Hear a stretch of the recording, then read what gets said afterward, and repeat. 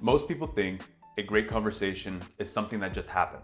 They treat it like a rare occurrence, something lucky. But when talking high culture, we know that a masterpiece requires a very particular approach. Today, we're using Tina Wells' elevation approach to turn our daily conversations into a transformative work of art. Welcome back to Talking High Culture. We've discussed before on the channel how conversation is a creative act, a dance between the gods and the wind or lack thereof in the sails. But how do we actually elevate this experience? How do we move from the noise of small talk to the clarity of high quality dialogue? To do that, we need a blueprint. You can't elevate what you haven't prepared to be lifted. If you enter a conversation with a cluttered mind, you're trying to sail a leaky boat. The first step to having elevated conversations is the internal work you do before you even open your mouth. Tina Wells says that preparation is the foundation of elevation. This means checking the boat for any leaks. You, as the vessel, must be prepared for the water. Are you entering this conversation to win an argument or to create something new, to find a solution? Rick Rubin tells us that the artist must be a clear receiver.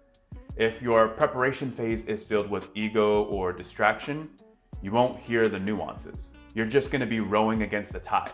And elevation starts with this quiet decision to be present in the moment. Inspiration isn't about looking into a mirror. That'd be reflection.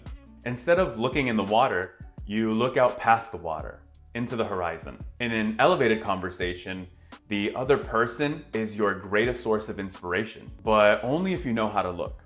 Wells suggests looking outside your usual bubble to find fresh sparks. When we talk, we often fall into this repetitive rowing, saying the same things we've said 1,000 times over. To elevate this experience, you have to be inspired by the wind that the other person brings. This would be when you use your sails. You aren't pushing your own agenda, you're adjusting your sails and tuning into the frequency of their unique perspective. By elevating their values, their beliefs, their behaviors and customs, we have a highly cultured conversation with them, rich with texture. The biggest mistake we make in conversation is thinking that more noise equals more value. People talk loud when they want to act smart, right? Correct! New theory, maybe we talk so quietly that no one can hear us, or not at all. Hear me out. In the elevation approach, recreation or rest is a part of the work. The pause is where the magic happens. This is the most counterintuitive part of the dance. In music, the rest of the components are just as important as a single note. In conversation, silence is our recreation. It is where we let ideas settle. If you're constantly talking, you aren't really creating, you're just vibrating. When you allow for silence, you give the gods room to step out onto the dance floor.